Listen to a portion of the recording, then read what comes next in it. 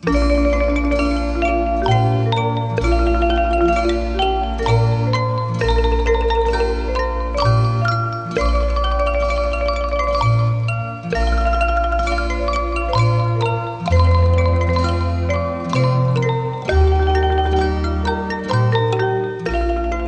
พุทธเจ้าทรงนำพระอรหันต์ 1,000 องค์เสด็จเข้ากรุงราชคฤห์พระพุทธองค์พร้อมด้วยพระอรหันต์ 1,000 องค์ซึ่งประกอบด้วยพระอุลุเวลกัสสปะกับบริวาร 500 องค์พระคยากัสสปะกับบริวาร 300 องค์และพระนัททีกัสสปะกับบริวาร 200 องค์ประทับอยู่ณอุลุเวลาเสนานิคมเป็นเวลา2 เดือนกับ12 วันต่อมาในวันแรม12 ค่ำเดือนยี่พระองค์ทรงพิจารณาถึงคำอาราธนานิมนต์ของพระเจ้าพิมพิสารพระราชาแห่งกรุงราชคฤห์คือก่อนหน้านั้นเมื่อวันแรม8 ค่ำเดือน8นับหลังจากที่พระองค์เสด็จออกผนวดใหม่ๆนั้นพระองค์เคยได้พบกับพระเจ้าพิมพิสาร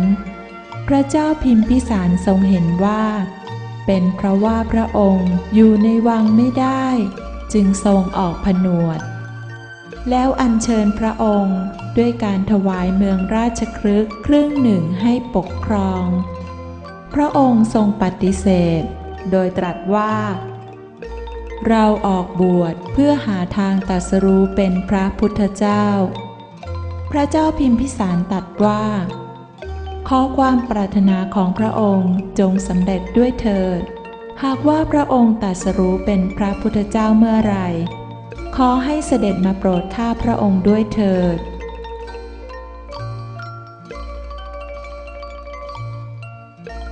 หลังจากโปรดชดิน3 พี่น้องแล้ว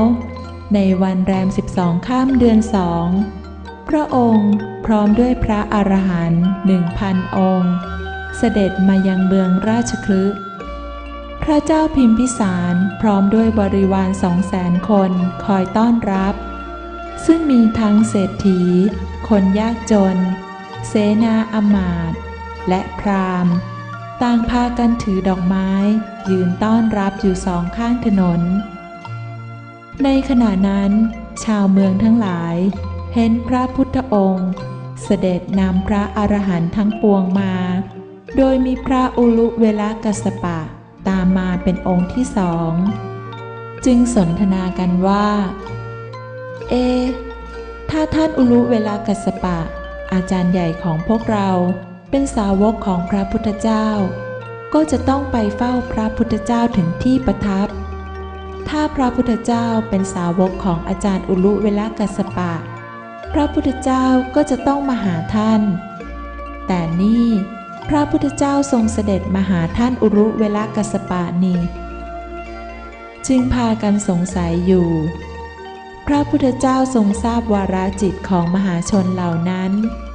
จึงทรงสั่งให้พระอุลุเวลกัสสปะคลายความสงสัยของมหาชนพระอุลุเวลกัสสปะจึงเหาะขึ้นไปบนอากาศสูงประมาณ1 ต้นตาลแล้วประกาศว่าข้าพระองค์เป็นสาวกของพระพุทธเจ้าพระพุทธเจ้าเป็นศาสดาของข้าพระองค์ครั้งที่2ก็เหาะขึ้นไปบนอากาศสูงประมาณ2 ต้นตาลแล้วประกาศเช่นเดิมจนถึง7 ครั้งเหาะขึ้นไปบนอากาศสูงประมาณ7 ต้นตาลแล้วก็ประกาศยืนยันเช่นเดิมมหาชนทั้งปวงซึ่งมีพระเจ้าพิมพิสารเป็นประธานอยู่นั้นเมื่อได้ยินดังนั้นจึงพากันคลายความสงสัยลงแล้วน้อมกายน้อมใจกราบลงกับพื้น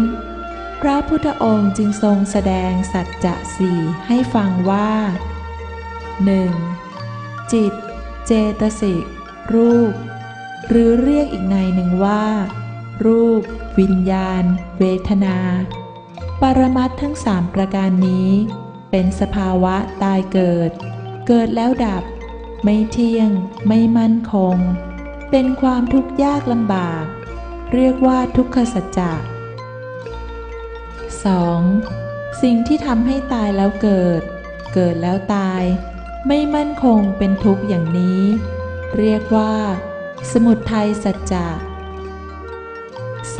3. สิ่งที่เห็นสภาวะแห่งความทุกข์นั้นเป็นมรรคสัจจะ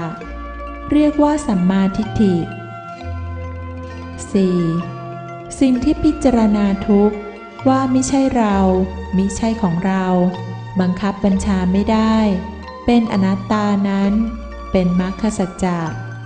เรียกว่าสัมมาสังกัปปะ 5. หลังจากที่ใจมัคคยานเกิดขึ้นมาตัดอัตตทิฏฐิวิจิกิจฉาเป็นต้นใจผลญาณที่เกิดขึ้นมาแทนนั้นเรียกว่านิโรธสัจจะกล่าวอีกในหนึ่งจิตเจตสิกรูปหรือรูปวิญญาณเวทนาเรียกว่าตัวทุกข์อัตตาความเห็นผิดว่าเป็นกูเป็นเราเรียกว่าเหตุทุกข์สัมมาสังกัปปะคือผู้พิจารณาอนัตตาเรียกว่าหาสัมมาทิฏฐิคือผู้เห็นทุกข์เรียกว่าเห็นมัคคยานคือผู้เกิดขึ้นมากำจัดตัดอัตตาเรียกว่าตัดผลญาณคือใจสงบเย็นเป็นนิพพานเรียกว่าถึง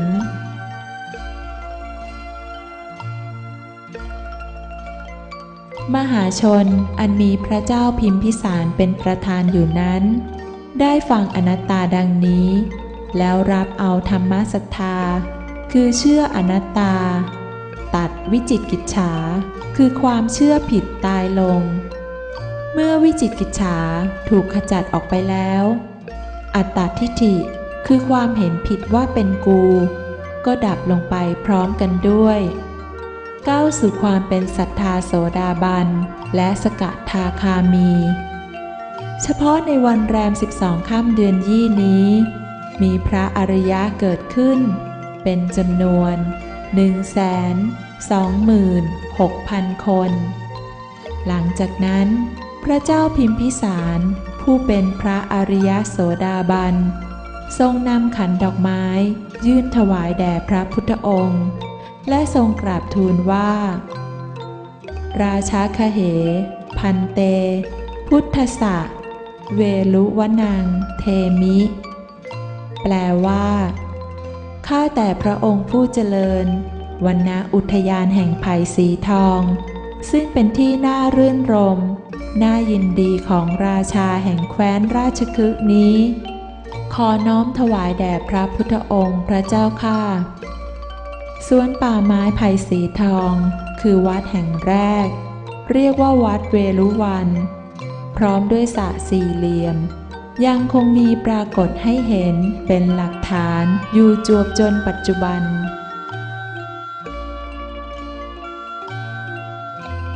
พระพุทธเจ้าทรงแสดงอนัตตาโปรดพระเจ้าพิมพิสารพร้อมด้วยบริวารในขณะที่เสด็จเข้ากรุงราชคฤห์จบลงแต่เพียงเท่านี้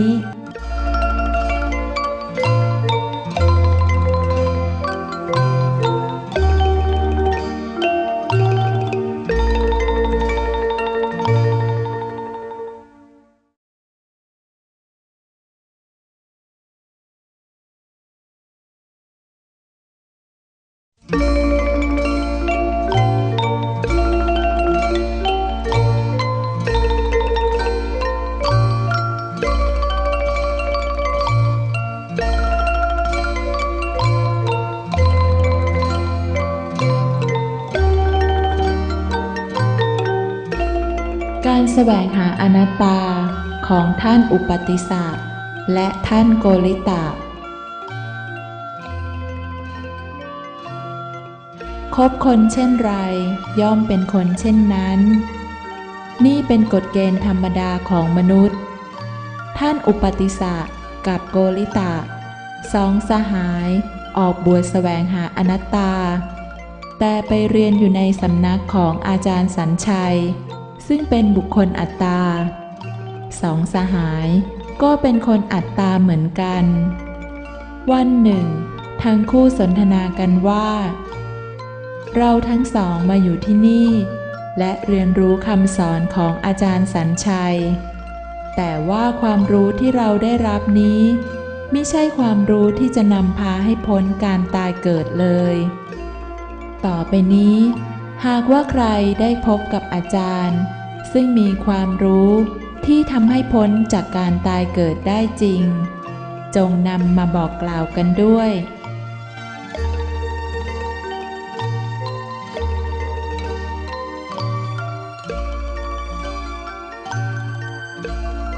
ในวันแรม13 ค่ำเดือนยี่พระอัสสชิเถระซึ่งเป็นองค์ที่5ในปัญจวัคคีย์ทั้ง5ได้เดินทางมาถึงกรุงราชคฤห์วันรุ่งขึ้นคือวันแรม14 ค่ำเดือนยี่จึงได้ออกไปบิณฑบาต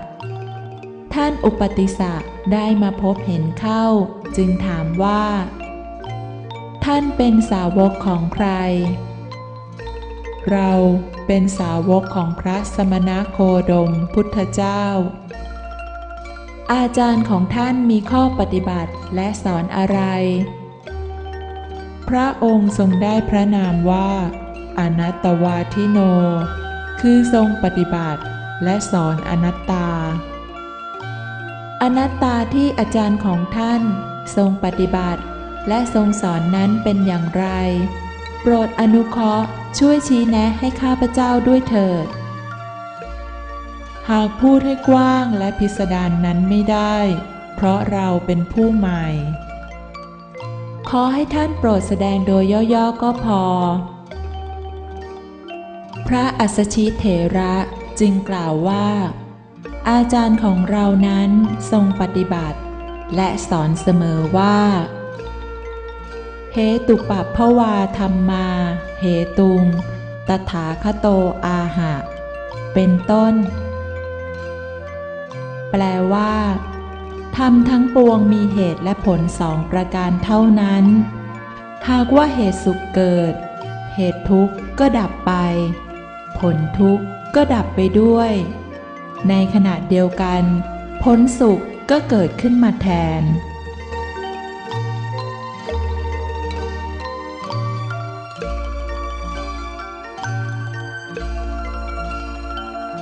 ผลซึ่งเรียกว่าทุกข์คือรูปวิญญาณเวทนาหรืออีกในหนึ่งจิตเจตสิกรูปมีลักษณะเกิดแล้วดับเกิดแล้วดับหรือเกิดแล้วตายตายแล้วเกิดการเปลี่ยนแปลงเกิดดับเกิดดับอยู่เสมออย่างนี้เรียกว่าทุกข์เหตุที่ก่อให้เกิดความทุกข์นี้ก็คืออัตตทิฏฐิโลภะและมานะรูปวิญญาณเวทนาหรือจิตเจตสิกรูปทั้ง3 ประการนี้เกิดแล้วดับเกิดแล้วดับอยู่ตลอดเวลาอัตตทิฏฐิเห็นผิดว่าเป็นเราเป็นของเรามานะเห็นผิดว่าเราเป็นเรามีและโลภะก็คือความอยากได้แล้วทำเอาสัมมาทิฏฐิเห็นความทุกข์คือรูปวิญญาณเวทนาที่เกิดแล้วดับเกิดแล้วดับอยู่ตลอดเวลาสัมมาสังกัปปะพิจารณาวางเหตุทุกข์คือพิจารณารู้ว่าทุกข์นี้มิใช่เรามิใช่ของเราบังคับไม่ได้เป็นอนัตตาเมื่อฝึกปัญญา2 ประการนี้มรรคญาณก็จะเกิดขึ้นมากำจัดฆ่าเหตุทุกข์คืออัตตทิฏฐิโลภะและมานะตายดับลงทันใดนั้นผลทุกข์ก็ดับลงไปด้วยผลสุขอันเป็นแดนเกษมที่เรียกว่าพระนิพพานก็เกิดขึ้นมาแทนหากประมวลกล่าวให้เข้าใจอย่างง่ายก็คือหาเห็น ตัดถึงนั่นเอง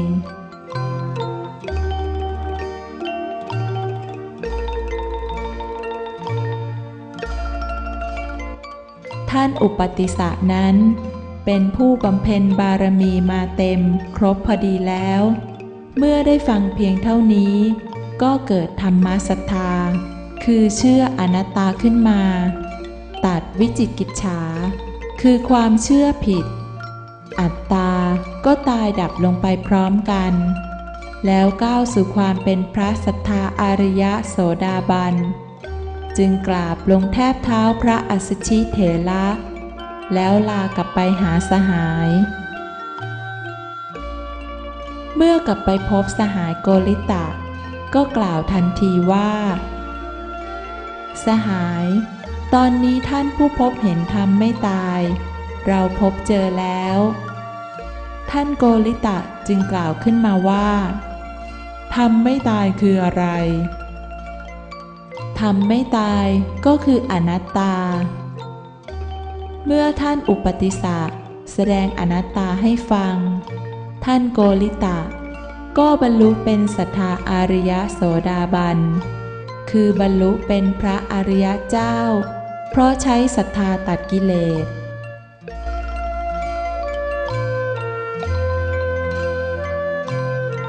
เรื่องของท่านอุปติสสะและท่านโกริตะออกบวชแสวงหาอนัตตาจบลงแต่เพียงเท่านี้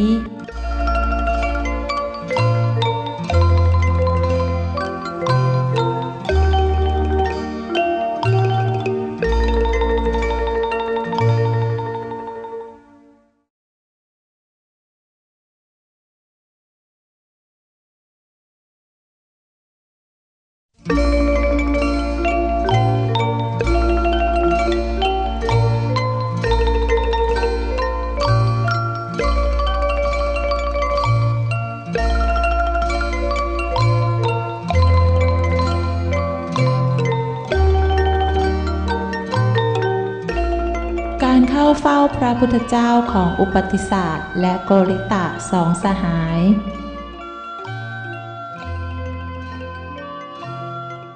ต่อมาท่านอุปติสสะกับโกริตะได้เข้าไปพบอาจารย์สัญชัยแล้วกล่าวว่าอาจารย์ขอรับบัดนี้พระผู้พบเห็นธรรมไม่ตายนามว่าสมณโคตมะประทับอยู่ที่ป่าไม้ไผ่สีทองกรุงราชคฤห์นี่เองพวกเราควรที่จะไปหาพระองค์อาจารย์สัญชัยคนอัตตาคนมานะจึงกล่าวว่า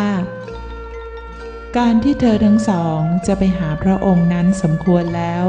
ซึ่งเปรียบเหมือนกับโอ่งน้ำเล็กควรอยู่ที่จะตักน้ำไปใส่โอ่งน้ำใหญ่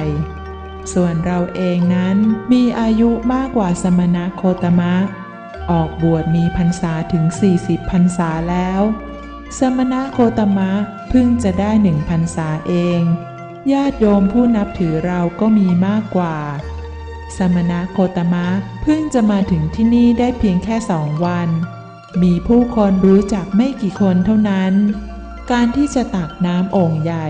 ไปใส่องค์เล็กนั้นไม่สมควรเธอทั้งสองไปกันเถอะเราจะไม่ไปสหายทั้งสองจึงกล่าวว่าลูกศิษย์ท่านอาจารย์ซึ่งมีอยู่250 คนนั้นหากเราทั้งสองไปก็จะตามไปด้วยทั้งหมดสาธุดีแล้วคนฉลาดที่รู้ว่าอะไรผิดอะไรถูกจะพากันไปหาสมณโคตมะส่วนคนโง่เขลาเบาปัญญาซึ่งไม่รู้ว่าอะไรผิดอะไรถูกในกรุงราชคฤห์นี้มีเยอะพวกเขาจะมาหาเราเองจากนั้นอุปติสสะและโกริตะจึงพาเพื่อนๆอีก248 คนไปเฝ้าพระพุทธเจ้าพระพุทธองค์จึงทรงอธิบายถึงภาวนากิจคือใช้สัมมาสังกัปปะพิจารณาอนัตตาทัศนกิจคือใช้สัมมาทิฏฐิเห็นทุกข์เป็นอนัตตาปหานกิจคือมรรคเกิดขึ้นมาตัดอัตตาตายสัจฉิกรณกิจ คือบรรลุถึงพระนิพพาน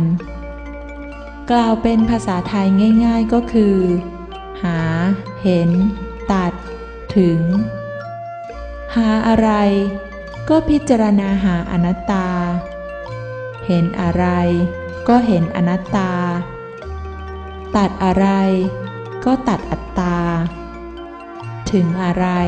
ก็ถึงพระนิพพานเมื่อได้ฟังดังนี้จบลงบริวารจำนวน248คนก็บรรลุเป็นพระอรหันต์คงเหลือแต่อุปติสสะกับโกริตะสองสหายเท่านั้นที่ยังคงเป็นพระโสดาบันอยู่เหมือนเดิม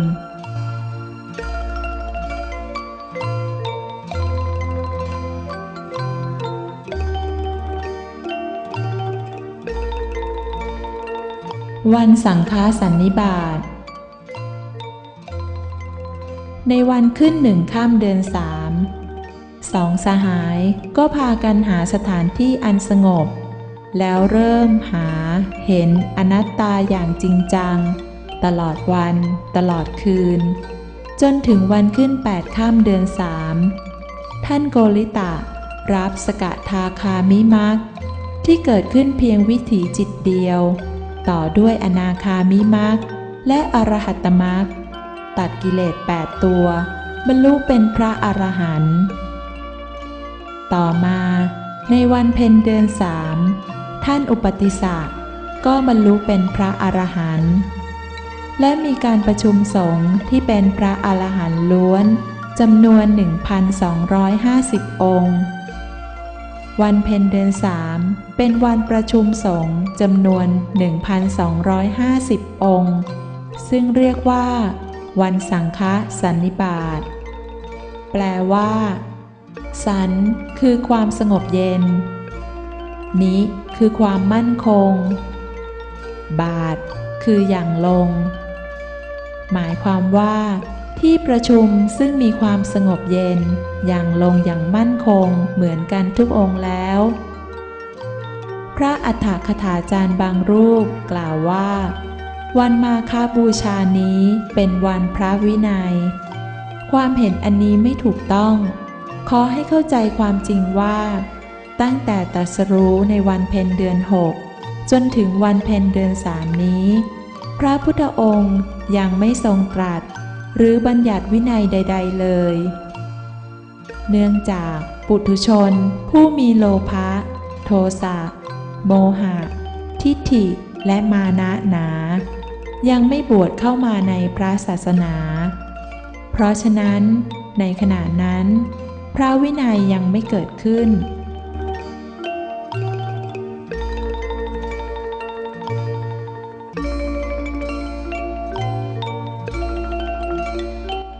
พระพุทธเจ้าทรงแสดงอนัตตาในที่ประชุมสงฆ์ในที่ประชุมซึ่งมีความสงบเย็นอย่างลงอย่างมั่นคงซึ่งเรียกว่าสังฆสันนิบาตนี้พระพุทธองค์ตรัสว่าสัพพะปาปัสสะอาการนังพระอัฏฐคถาจารย์บางรูปเข้าใจว่าเป็นพระวินัยแท้ที่จริงแล้วพระพุทธองค์มิได้ตรัสหมายถึงพระวินัยเพราะว่าในขณะนั้น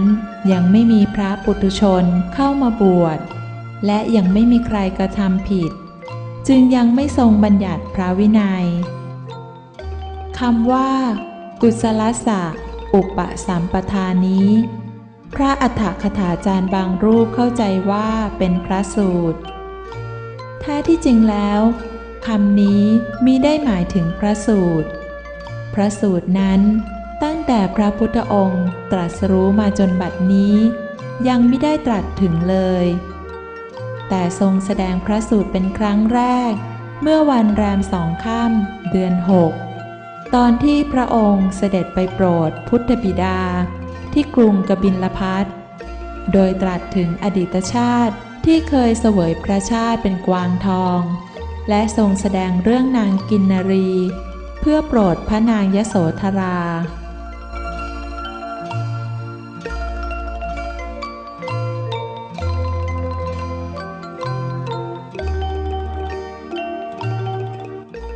ความหมายของคำว่าสัพพะปาปัสสะอาการนังความจริงพระดำรัสว่าสัพพะปาปัสสะอาการนังกุศลสะอุปสัมปทาและสจิตตะปริโยทัปปนังเป็นพระอภิธรรมทั้ง3ข้อพระบาลีดังกล่าวนี้แยกแปลให้ได้ความหมายในเชิงลึกและปฏิบัติได้จริงเป็นดังนี้คำว่าสัพพะแปลว่าทั้งปวงปาปัสสะแปลว่าความชั่วหรือสิ่งที่ผิดอาการนังแปลว่าไม่กระทำเมื่อแปลรวมกันได้ความหมายว่าไม่กระทำความชั่วหรือความผิดทั้งปวงการไม่กระทำความชั่วไม่กระทำผิดทั้งปวงก็หมายถึงใจของพระอรหันต์จำนวน 1,250 องค์นั่นเองเป็นใจกิริยา20 ดวงหรือเรียกอีกอย่างหนึ่งว่าใจพละสมาบัติหากว่าไม่กระทำผิดการตายเกิดก็ไม่มีแล้วในส่วนของใจที่ทำผิดทั้งหมดนั้นประกอบด้วย 1. โลภะมานะทิฏฐิรวมเรียกว่ากามตัณหา3ประการซึ่งพาเอาใจอกุศล12 ดวงกระทำผิดเช่นประพฤติทุจริต10 ประการมีปาณาติบาตหรือการฆ่าสัตว์เป็นต้นแล้วก่อให้ได้มาซึ่งใจอกุศลวิบากจิต1 ดวงแล้วนำไปตายเกิดในอบายภูมิ4จุติเป็นหมูหมาม้าแมวการได้มาซึ่งปวัตติและภวังคะคือการตายเกิดดังกล่าวนี้เรียกว่าได้ของผิด 2. ตัณหา3 ประการซึ่งนำหน้าใจมหากุศล8 ดวงแล้วทำทานรักษาศีลเป็นทานตุปาทานและศีลพตุปาทานหรือเรียกว่าทานอัตตาศีลอัตตา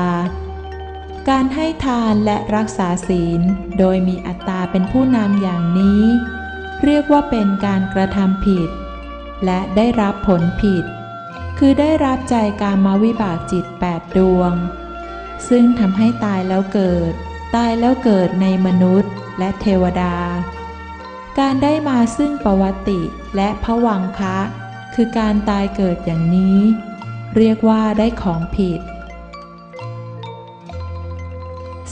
3. ตัณหา3 ประการเป็นผู้นำมหคตกุศลจิต9 ดวงคือรูปกุศลจิต5 ดวงและอรูปกุศลจิต4 ดวงแล้วได้มาซึ่งวิบากคือตายแล้วเกิดเป็นรูปภพ11 ภพภูมิอรูปภพ4 ภพภูมิการได้มาซึ่งปวัตติและภวังคะคือการตายเกิดอย่างนี้เรียกว่าได้ของผิด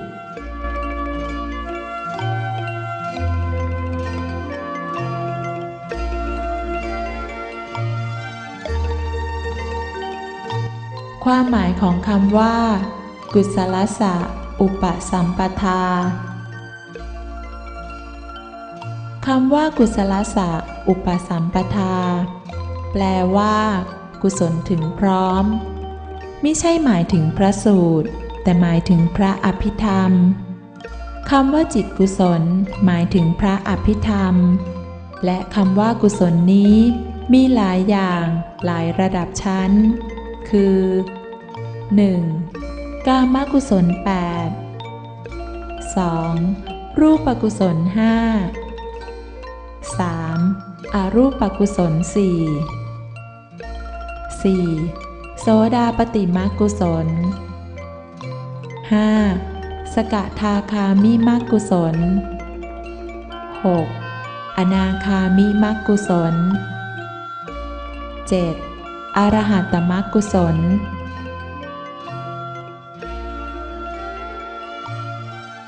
กุศลสะอุปสัมปทา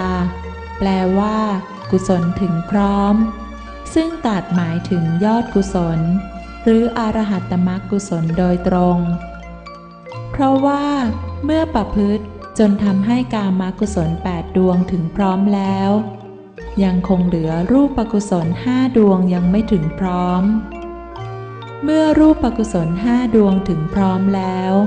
ยังคงเหลืออรูปกุศล4ดวงยังไม่ถึงพร้อมเมื่ออรูปกุศล4ดวงถึงพร้อมแล้วก็ยังคงเหลือโสดาปัตติมรรคกุศลยังไม่ถึงพร้อมเมื่อโสดาปัตติมรรคกุศลถึงพร้อมแล้วยังคงเหลือสกทาคามิมรรคกุศลยังไม่ถึงพร้อมเมื่อสกทาคามิมรรคกุศลถึงพร้อมแล้วยังคงเหลืออนาคามิมรรคกุศลยังไม่ถึงพร้อมเมื่ออนาคามิมรรคกุศลถึงพร้อมแล้วยังคงเหลืออรหัตตมรรคกุศลยังไม่ถึงพร้อมแต่ว่าเมื่ออรหัตตมรรคกุศลถึงพร้อมแล้วได้ชื่อว่ากุศลทั้งปวงถึงพร้อมแล้วเพราะว่าไม่มีกุศลใดที่ต้องประพฤติให้ถึงพร้อมมากยิ่งไปกว่านี้อีกแล้วดังนั้นคำว่ากุศลถึงพร้อมในที่นี้ก็หมายถึงอรหัตตมรรคที่พระอรหันต์ 1,250 องค์ประพฤติให้เกิดขึ้นมาตัดกิเลสทั้งมวลได้หมดสิ้นแล้วนั่นเองสิ่งที่ได้กล่าวมานี้ต้องการเน้นให้เห็นถึงจิตซึ่งเรียกว่าพระอภิธรรมพระอภิธรรมก็คืออนัตตาเพราะฉะนั้น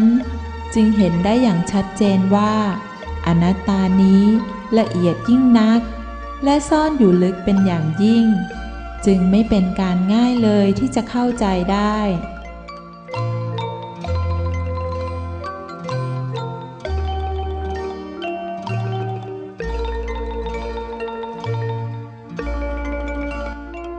ความหมายของคำว่าสจิตตะปริโยทัปปนังคำว่าสจิตตะปริโยทัปปนังแปลว่าใจขาวใสที่สุดผ่องใสที่สุดแล้วใจขาวใสที่สุดผ่องใสที่สุดนี้หมายถึงใจดวงไหน 1. ใจกามกุศลวิบากซึ่งมีอยู่ในมนุษย์และเทวดาเรียกว่าปวติภวะภวังคะนั้นถามว่าขาวใสที่สุดผ่องใสที่สุดหรือยังตอบว่ายังเพราะว่ายังมีกิเลสตัณหาคือโลภะทิฏฐิและมานะอยู่ 2. ใจมหคตกุศล9ดวงซึ่งมีอยู่ในรูปภพและอรูปภพ15ชั้นถามว่าขาวใสที่สุดผ่องใสที่สุดหรือยังตอบว่ายังเพราะว่ายังมีกิเลสและตัณหาอยู่ 3. ใจโสดาปัตติผลและใจสกทาคามิผลซึ่งเป็นใจของพระอริยเจ้าชั้นโสดาบันและสกทาคามีถามว่าเป็นใจขาวใสที่สุดผ่องใสที่สุดหรือยังตอบว่ายังเพราะว่ายังมีกิเลสหลงเหลืออยู่อีก8ตัว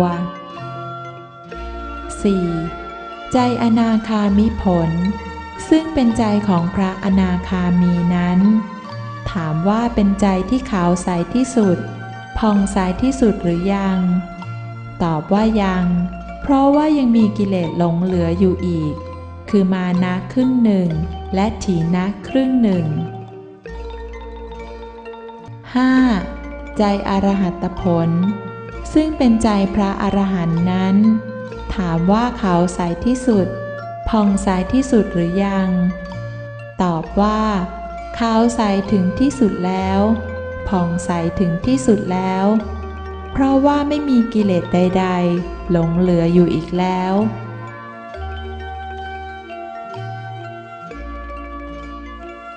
เพราะฉะนั้นคำว่าสจิตตะปริโยทัปปนังใจขาวใสที่สุดผ่องใสที่สุดนี้หมายถึงใจของพระอรหันต์ ที่มาประชุมกันจำนวน 1,250 องค์นั่นเอง เมื่อนำพระดำรัสมากล่าวสรุปเป็นดังนี้ 1. ใจกิริยา20 ดวงซึ่งมีอยู่ในพระอรหันต์นั้น เรียกว่าสัพพะปาปัสสะอาการนัง แปลว่า ใจที่ไม่กระทำความชั่วทั้งปวง 2. ใจอรหัตตมรรคซึ่งพระอรหันต์สามารถทำให้เกิดขึ้นมาตัดกิเลสได้หมดสิ้นนั้น เรียกว่ากุศลสะอุปสัมปทา แปลว่ากุศลถึงพร้อมบริบูรณ์แล้ว เพราะว่าไม่มีกุศลใดที่จะต้องทำให้ถึงพร้อมอีกแล้ว 3. ใจอรหัตผลซึ่งเป็นใจของพระอรหันต์นั้น เรียกว่าสจิตตปริโยทปนัง แปลว่าใจขาวใสถึงที่สุดผ่องใสถึงที่สุดแล้ว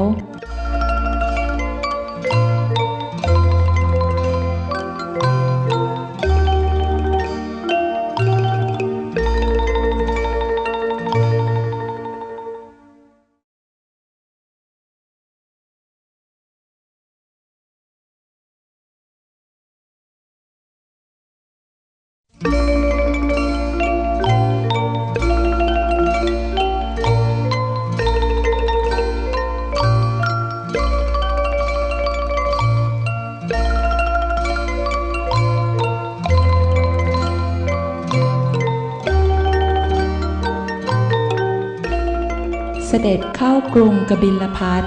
โปรดพระเจ้าสุโธทนะพระพุทธบิดา พระเจ้าสุโธทนะพระพุทธบิดาได้รอฟังข่าวการเคลื่อนไหวของพระพุทธองค์ด้วยความคิดถึงอยู่ตลอดเวลา ในเดือน3ทรงทราบข่าวว่าพระพุทธองค์ประทับอยู่ที่กรุงราชคฤห์จึงจัดบริวาร 1,000 คนทรงไปอัญเชิญพระองค์เสด็จกลับกรุงกบิลพัสเมื่อไปถึงแล้วพระพุทธองค์ทรงแสดงมรรคอริยะหรือทางเดินสู่ความเป็นพระอริยะ4ประการคือ 1. ภาวนากิจคือใช้สัมมาสังกัปปะพิจารณาว่าจิตเจตสิกรูปเป็นอนัตตา 2. ทัศนกิจคือใช้สัมมาทิฏฐิเห็นจิตเจตสิกรูปตรงที่เป็นสภาวะอนัตตา 3. ปหานกิจคือมรรคญาณเกิดขึ้นตัดทำลายอัตตทิฏฐิคือความเห็นผิดว่าเป็นกูมีกูและวิจิกิจฉาคือความเชื่อผิดว่าเป็นกูมีกู 4. สัจฉิกรณกิจคืออัตตทิฏฐิวิจิกิจฉาเป็นต้นตายดับไปแล้วเรียกว่าผลญาณ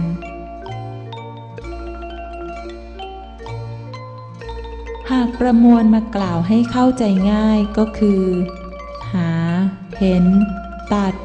ถึงหรือหาเห็นได้เป็นคำว่าหาหมายถึงการใช้สัมมาสังกัปปะพิจารณาว่ารูปวิญญาณเวทนาเป็นสภาวะอนัตตาส่วนคำว่าเห็นหมายถึงการใช้สัมมาทิฏฐิเห็นรูปวิญญาณเวทนาตรงที่เป็นสภาวะอนัตตาคำว่าได้หมายถึงได้โสดาปฏิมัคคญาณตัดอัตตทิฏฐิวิจิกิจฉาเป็นต้นส่วนคำว่าเป็นหมายถึงเป็นผลญาณก็คือถึงพระนิพพาน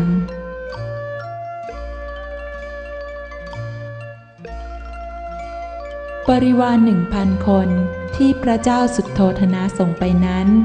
เมื่อฟังอนัตตาจบลงก็บรรลุเป็นพระอรหันต์ทุกองค์ ใจพระอรหันต์เป็นใจอนัตตาไม่มีกูไม่มีเราไม่มีบุตรไม่มีภรรยาไม่คิดพะวงถึงอะไรท่านเหล่านั้นจึงนั่งหลับตาเข้าพละสมาบัติอยู่โดยไม่มีการนึกถึงคำสั่งของพระเจ้าสุโธทนะเมื่อไม่เห็นความคืบหน้าพระเจ้าสุโธทนะจึงส่งไปอีก 1,000 คนเมื่อไปก็ได้รับฟังอนัตตาแล้วก็บรรลุเป็นพระอรหันต์เหมือนชุดก่อนพระองค์ทรงจัดส่งไปถึง4 ครั้งในครั้งที่4นั้นทรงจัดให้กาลุทายีมหาอมาตย์ผู้เป็นสหชาติกับพระพุทธเจ้านำบริวารไปอีก 1,000 คนท่านเหล่านั้นเมื่อได้ฟังอนัตตาก็บรรลุเป็นพระอรหันต์ทั้งหมดต่อมาในวันเพ็ญเดือน4นั้นพระกาลุทายีมือถือขันดอกไม้น้อมตัวลงทูลถวายแด่พระพุทธองค์แล้วกราบทูลว่าบัดนี้พระพุทธบิดาทรงชรามากมีพระชนมายุถึง85 พรรษาแล้วทรงมีความห่วงใยและคิดถึงพระองค์เป็นอย่างยิ่งขอพระองค์ทรงรับคำอัญเชิญเสด็จกลับกรุงกบิลพัสด้วยเถิดพระเจ้าข้าพระพุทธองค์ทรงรับคำอัญเชิญด้วยความน้อมระลึกถึงพระคุณของพระพุทธบิดา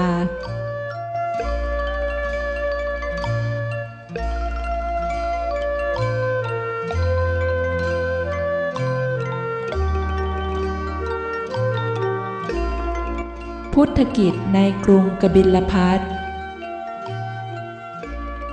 ในวันแรม1 ค่ำเดือน4พระพุทธองค์ทรงนำพระอรหันต์จำนวน 5,250 องค์เสด็จออกจากกรุงราชคฤห์สู่กรุงกบิลพัสซึ่งมีระยะทางห่างกันถึง60 โยชน์โดยเสด็จเดินทางวันละ1 โยชน์หรือ8 กิโลเมตรในระหว่างทางที่เสด็จดำเนินไปนั้นมีมหาชนพากันรับเสด็จด้วยดอกไม้อาหารบิณฑบาตน้ำกินน้ำใช้ที่นั่งที่นอนอย่างคลึกครื้นพระพุทธองค์ก็ทรงต้อนรับพวกเขาด้วยการแสดงมรรคอริย4 องค์คือหาเห็นตัดถึงมหาชนที่มาต้อนรับเมื่อได้ฟังอนัตตาก็บรรลุธรรมกันเป็นจำนวนมากในวันเพ็ญเดือน6พระพุทธองค์พร้อมด้วยพระอรหันตสาวกก็เสด็จถึงกรุงกบิลพัสแล้วเสด็จไปพำนักอยู่ณที่รับรองซึ่งพระเจ้าสุโธทนะจัดเตรียมถวาย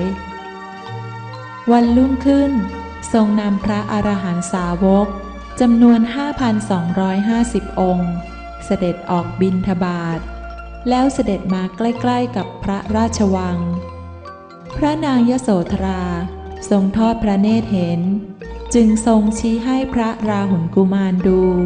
แล้วตรัสบอกว่าสมณะที่เดินนำหน้าสมณะทั้งหลายซึ่งมีพระฉัพพรรณรังสีซ่านออกจากพระวรกายมีดอกบัวคอยรองรับพระบาททุกย่างก้าวนั้นคือพระราชบิดาของลูกก่อนหน้าที่พระองค์จะเสด็จออกผนวดนั้นในทิศทั้ง4 แห่งของพระราชวังนี้มีขุมทรัพย์อยู่4 ขุมแต่ว่าหลังจากที่เสด็จออกผนวดแล้วพระองค์ทรงนำเอาไปไว้ที่ไหนก็ไม่รู้ธรรมดาแล้วมรดกของบิดาย่อมเป็นมรดกของลูกจงไปขอมรดกขุมทรัพย์นั้นจากบิดานะไปเถิดลูก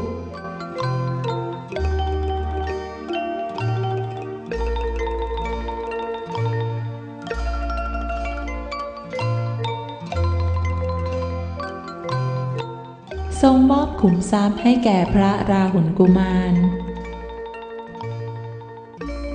ตั้งแต่ประสูติมา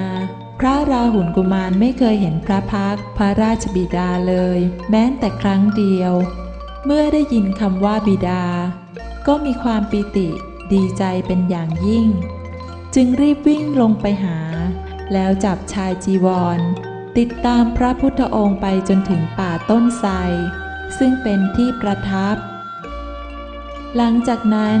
จึงทูลขอขุมทรัพย์พระพุทธองค์ตรัสว่าขุมทรัพย์นั้นเป็นขุมทรัพย์บัญญัติเป็นของอัตตาทำให้ตายเกิดตายเกิดเราจะมอบขุมทรัพย์ปรมัตถ์ให้ซึ่งเป็นอนัตตาไม่ทำให้ตายเกิดดูก่อนลาหุนเธอจงรับเอาขุมทรัพย์นี้ด้วยเถิด 1. ปัทวีธาตุโขลาหุละชานาตะปัสสตาสกายะมิจฉาทิฏฐิปะหิยติ วิชชา อุปัชชติ 2. อาโปธาตุโขลาหุละชานาตะปัสสตาสกายะมิจฉาทิฏฐิปะหิยติ วิชชา อุปัชชติ 3. เตโชธาตุโขลาหุละชานาตะปัสสตาสกายะมิจฉาทิฏฐิปะหิยติ วิชชา อุปัชชติ 4. วาโยธาตุโขลาหุละชานาตะปัสสตาสกายะมิจฉาทิฏฐิปะหิยติ วิชชา อุปัชชติ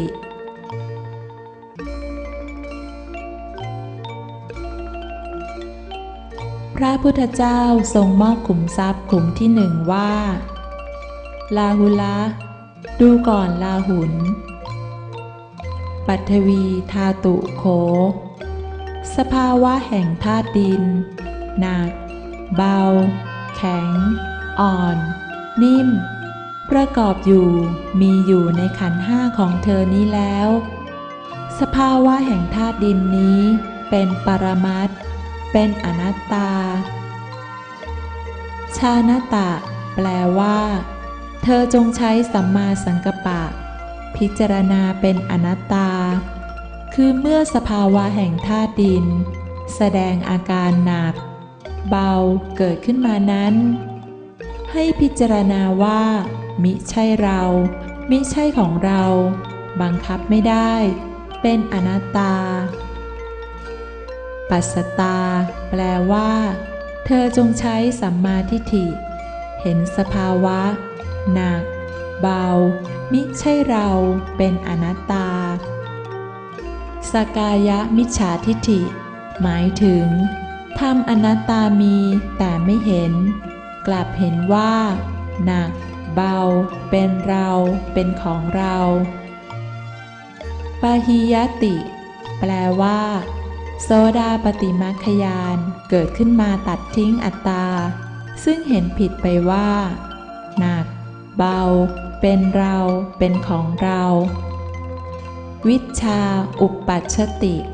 แปลว่าโสดาปัตติผลญาณย่อมเกิดขึ้น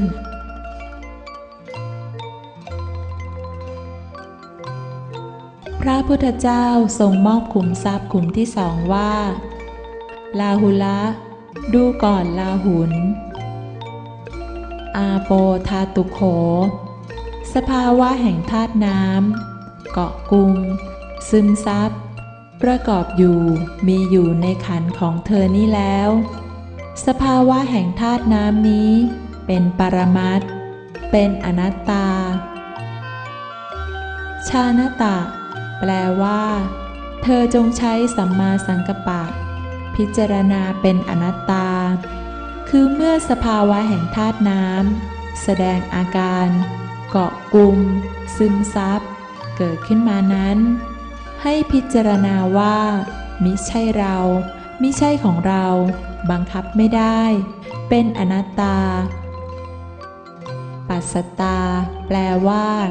เธอจงใช้สัมมาทิฏฐิเห็นสภาวะเกาะกุมซึมซับมิใช่เราเป็นอนัตตาสกายะมิจฉาทิฏฐิหมายถึง ธรรมอนัตตามีแต่ไม่เห็นกลับเห็นว่าเกาะกลุ่มซึมซับเป็นเราเป็นของเราปหิยติ แปลว่าโสดาปฏิมัคคญาณเกิดขึ้นมาตัดทิ้งอัตตา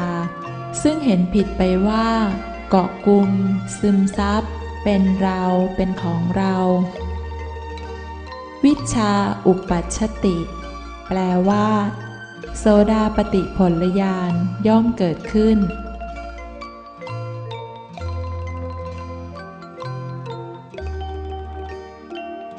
พระพุทธเจ้าทรงมอบขุมทรัพย์ขุมที่สามว่าลาหุละดูก่อนลาหุนเตโชธาตุโขสภาวะแห่งธาตุไฟเย็นร้อนประกอบอยู่มีอยู่ในขันธ์ของเธอนี่แล้วสภาวะแห่งธาตุไฟนี้เป็นปรมัตถ์เป็นอนัตตาชานตะแปลว่าเธอจงใช้สัมมาสังกัปปะพิจารณาเป็นอนัตตาคือเมื่อสภาวะแห่งธาตุไฟแสดงอาการเย็นร้อนเกิดขึ้นมานั้นให้พิจารณาว่ามิใช่เรามิใช่ของเราบังคับไม่ได้เป็นอนัตตาปัสสตาแปลว่าเธอจงใช้สัมมาทิฏฐิเห็นสภาวะเย็นร้อนมิใช่เราเป็นอนัตตาสกายะมิจฉาทิฏฐิหมายถึงธรรมอนัตตามีแต่ไม่เห็นกลับเห็นว่าเย็นร้อนเป็นเราเป็นของเราปหิยติ แปลว่าโสดาปฏิมัคคญาณเกิดขึ้นมาตัดทิ้งอัตตาซึ่งเห็นผิดไปว่าเย็นร้อนเป็นเราเป็นของเรา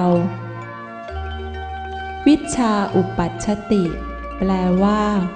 โสดาปฏิผลญาณย่อมเกิดขึ้น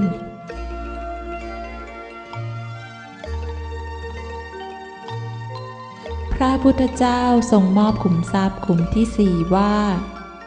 ลาหุละดูก่อนลาหุนวายโยธาตุโขสภาวะแห่งธาตุลมเจ็บปวดเต้นตอดเหน็บซ่านโยกคลอนไหวนิ่งประกอบอยู่มีอยู่ในขันธ์ของเธอนี้แล้วสภาวะแห่งธาตุลมนี้เป็นปรมัตถ์เป็นอนัตตาชานตะแปลว่าเธอจงใช้สัมมาสังกัปปะพิจารณาเป็นอนัตตาคือเมื่อสภาวะแห่งธาตุลมเจ็บปวดเต้นตอดเหน็บซ่านโยกคลอนไหวนิ่งเกิดขึ้นมานั้นให้พิจารณาว่ามิใช่เรามิใช่ของเราบังคับไม่ได้เป็นอนัตตาปัสสตาแปลว่าเธอจงใช้สัมมาทิฏฐิเห็นสภาวะเจ็บปวดเต้นตอดเหน็บซ่านโยกคลอนไหวนิ่งมิใช่เราเป็นอนัตตาสกายะมิจฉาทิฏฐิหมายถึงธรรมอนัตตามีแต่ไม่เห็นกลับเห็นว่าเจ็บปวดเต้นตอดเหน็บซ่านโยกคลอนไหวนิ่งเป็นเราเป็นของเราปหิยติ แปลว่าโสดาปฏิมัคคญาณเกิดขึ้นมาตัดทิ้งอัตตาวิชชาอุปัชชติ แปลว่าโสดาปฏิผลญาณย่อมเกิดขึ้น